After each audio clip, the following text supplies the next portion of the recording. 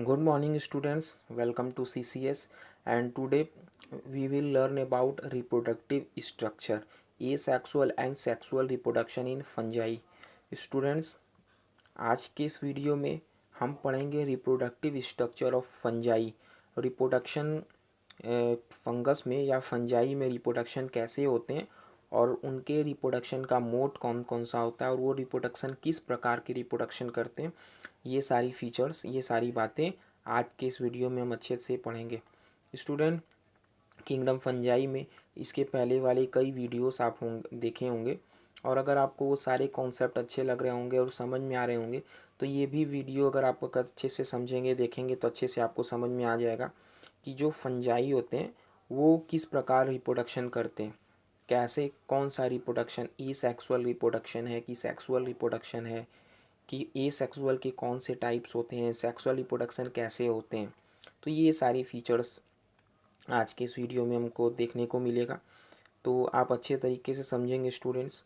Reproduction, student आप पहले भी जानते होंगे कि रिप्रोडक्शन एक ऐसे बायोलॉजिकल प्रोसेस होते हैं जिसमें कोई भी ऑर्गेनिज्म अपने डेथ के पहले अपने ही जैसा एक बेबी, एक ऑफस्प्रिंग, एक चाइल्ड प्रोड्यूस करता है। जिस प्रोसेस के थ्रू वो ऐसा करते हैं उनको रिप्रोडक्शन कहते हैं। रिप्रोडक्शन एक बायोलॉजिकल प्रोसेस है, सारे लिविंग ऑर्गेनिज्म में ये प्रोसेस होता है अपने जनरेशन को आगे बढ़ाने के लिए। कोई भी ऑर्गेनिज्म है, चाहे वो एनिमल्स हैं, चाहे प्लांट्स हैं, चाहे ह्यूमन है, अपने जनरेशन को आगे बढ़ाते हैं। आगे बढ़ाने के लिए एक प्रोसेस जो करते हैं जिनको हम रिप्रोडक्शन कहते हैं। ये सारी बातें स्टूडेंट यहाँ से पढ़ेंगे कि जो फंजाई होती है उसमें कौन सा रिप्रोडक्शन होता है, कैसे रिप्रोडक्शन होते हैं, ये सारी फीचर्स पढ़ेंगे। स्टूडेंट स्क्रीन पे आप कुछ पॉइंट्स को पढ़ते जाएंगे और इसी पॉइंट्स को नोट करते हुए हम आगे बढ़ते हैं। Most fungi reproduce asexually and sexually by spores. Students, जो फंजाई होती है उसमें अधिकतर रिप्रोडक्शन स्पोर्स के थ्रू होते हैं। स्पोर, इसमें मेनली इनका जो रिप्रोडक्शन होता है वो स्पोर फॉर्मेशन, ए सेक्सुअल और सेक्सुअल दोनों तरह से स्पोर्स बनते हैं।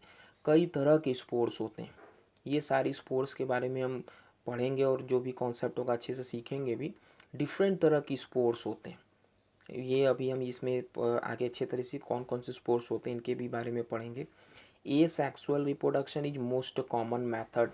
जो जिनमें ए सेक्सुअल रिप्रोडक्शन होते हैं वो बहुत ही कॉमनेस्ट मेथड होता है फंगस में रिप्रोडक्शन के लिए, जिसमें से बर्डिंग, फ्रेगमेंटेशन, ये सारे मोस्ट कॉमनेस्ट बर्डिंग है, फर्मेंट बर्डिंग और फ्रेगमेंटेशन और स्पोर फॉर्मेशन, स्पोरेंजियम बनते, स्पोर्स बनते। वो तीन मेथड्स में स्पेशली ए सेक्सुअल में बड़ा कॉमनेस्ट ए सेक्सुअल रिप्रोडक्शन के मेथड्स होते हैं। जेनेटिकली आइडेंटिकल ऑर्गेनिज्म में होते हैं जिनके थ्रू ये प्रोड्यूस होते हैं। ए सेक्सुअल रिप्रोडक्शन के थ्रू स्टूडेंट्स जो भी इनके ऑफस्प्रिंग प्रोड्यूस होंगे, इनके बेबी बनेंगे, इनके चाइल्ड जो बनेंगे इनके, तो वो अपने पेरेंट से एकदम जेनेटिकल आइडेंटिकल होते हैं, जैसे लगता है जीरोक्स कॉपी अपने पेरेंट्स के होते हैं। इन्हीं ऐसे ही मोड ऑफ रिप्रोडक्शन को ए सेक्सुअल रिप्रोडक्शन कहते हैं, जिसमें कई तरह के मेथड्स होते हैं, आगे हम पढ़ेंगे। बडिंग करके होता है, फ्रेगमेंटेशन करके होता है, स्पोर्स फॉर्मेशन करके होता है, ये सारी बातें हम पढ़ेंगे। Fungi reproduce sexually when condition are poor and nutrient scarce, ये सारी बातें भी पढ़ेंगे। Spores, spores are an adaptation of life on land, ensure that the species will disperse to new locations, ये सारे बात स्पोर्स के लिए है। Each spores contain reproductive cell that form a new organism, non motile होते हैं, इनको disperse होने के लिए मीडियम चाहता है। वो मीडियम स्पेशली विंड होता है, एयर होता है, डिस्पर्स बाई विंड और एयर।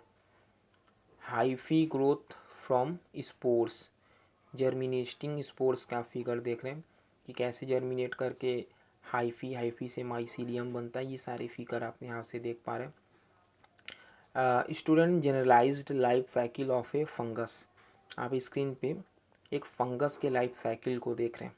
यहाँ से ये दोनों ही लाइफ साइकिल को हम अच्छे से पढ़ेंगे स्टूडेंट। पहले आप यहाँ से देखिए ए सेक्सुअल, लेफ्ट साइड वाले फिगर को कंसंट्रेट करेंगे। ए सेक्सुअल रिप्रोडक्शन जिसमें सेंटर में लिखा हुआ है। स्टूडेंट्स, जो स्पोर्स, जैसे यहाँ से हम पढ़ेंगे कि स्पोर प्रोड्यूसिंग स्ट्रक्चर्स, जो स्पोर का प्रोडक्शन करते हैं, स्पोर्स के प्रोडक्शन, एन का मतलब होता है haploid, half number of chromosomes होते हैं। स्पोर प्रोड्यूसिंग स्ट्रक्चर्स स्पोर्स का फॉर्मेशन करते हैं और ये स्पोर्स जर्मिनेट करके माइसीलियम फॉर्म करते हैं और माइसीलियम फर्दर जर्मिनेट करके फिर से स्पोर प्रोड्यूसिंग स्ट्रक्चर फॉर्म करता है। ये एक एसेक्सुअल का लाइफ साइकिल है फंगस में। अब नेक्स्ट बात करते स्टूडेंट, राइट साइड के फिगर को कंसंट्रेट करेंगे जिनको सेक्सुअल रिप्रोडक्शन सेंटर में लिखा हुआ है, राइट साइड पे देखेंगे तो यहाँ से भी वो सारे फीचर्स हम यहाँ से पढ़ेंगे।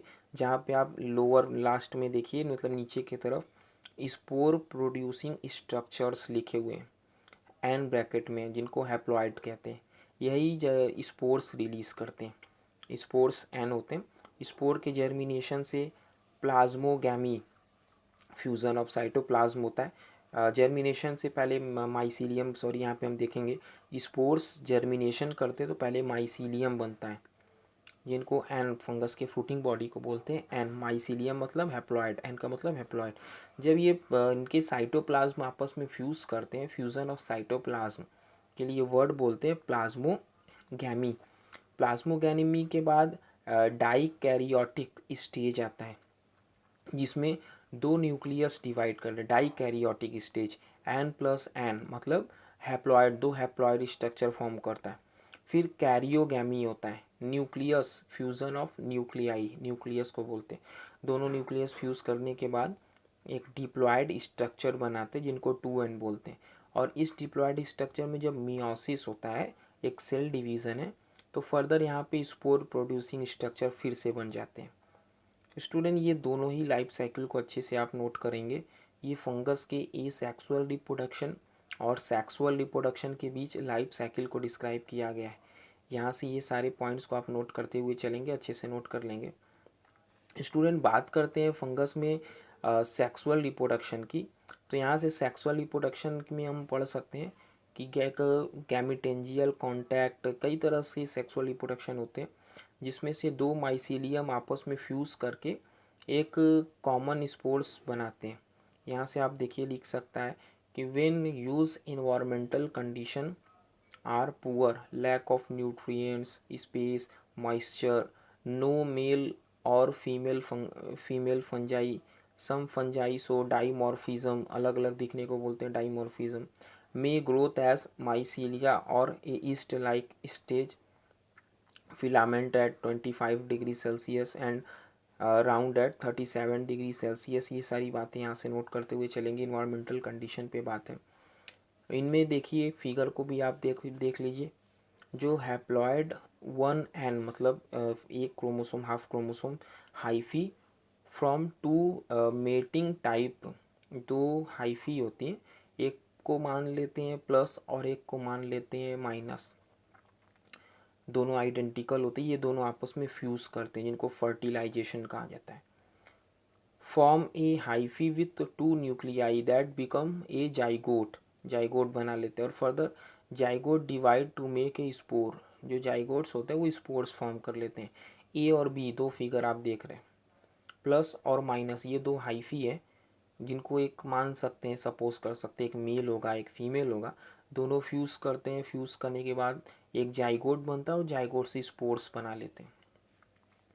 नेक्स्ट स्टूडेंट, बात करते हैं ए सेक्सुअल रिप्रोडक्शन की। तो ए सेक्सुअल रिप्रोडक्शन में कई तरह से होते हैं, जैसे फ्रैगमेंटेशन, बडिंग, ये सब हम पढ़ते हैं।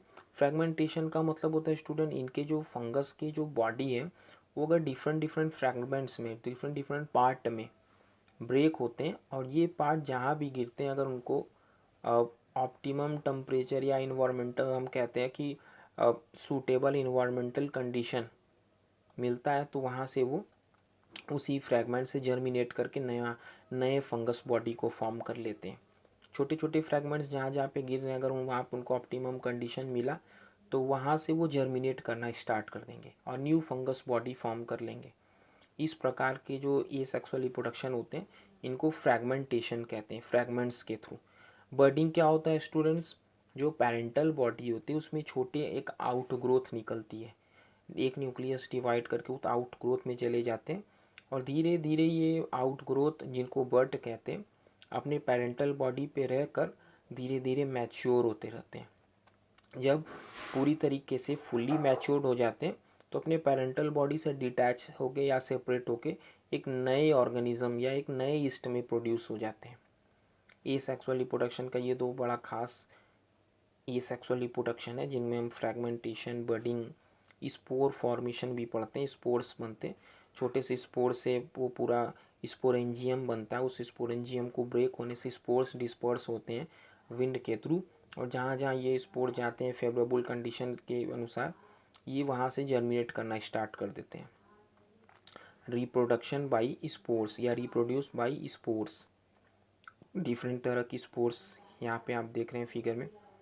Directly on hyphae, inside the sporangium और फ्रूटिंग बॉडीज़, ये सारे फीचर्स होते हैं स्पोर्स में भी फॉर्म्ड। स्पोर्स के थ्रू रिप्रोडक्शन है। Asexual reproduction, fruiting bodies are modified hyphae that make asexual spores, an upright stalk called sporangiospour। आप यहाँ से इस फिगर को कंसंट्रेट होके देख सकते हैं स्टूडेंट्स। ये मेन फिगर होते हैं स्पोरेंजियम स्पोर फॉर्मेशन की। स्पेशली ये जो आप फिगर देख रहे हैं ये स्पोरेंजियम स्पोर फॉर्मेशन के हैं। देखिए किस प्रकार स्पोर का डिस्पर्सल हो रहा है, और जहाँ जहाँ ये स्पोर्स गिरते हैं वहाँ पे नए इसी प्रकार फंगस के फ्रूटिंग बॉडीज़ बनते चले जाते हैं। आप इस फिगर को देख पा रहे हैं, sporangiospore, sporangium, spores, stolon, rhizoids, ये सब बड़े खास ये तरह के रिप्रोडक्शन होते हैं जिनको स्पोरेंजियोस्पोर कहता है। स्टूडेंट्स, आज की इस वीडियो में हम रिप्रोडक्शन के बारे में पढ़े। आप इस वीडियो को अच्छे तरीके से समझ के कंसंट्रेट होकर अच्छे तरीके से इनको लर्न कर लेंगे, और इसके आगे नेक्स्ट वीडियो में हम बात करेंगे जिनको बोलते हैं मेजर ग्रुप ऑफ फंजाई। आज की इस वीडियो में इतना ही स्टूडेंट, थैंक यू।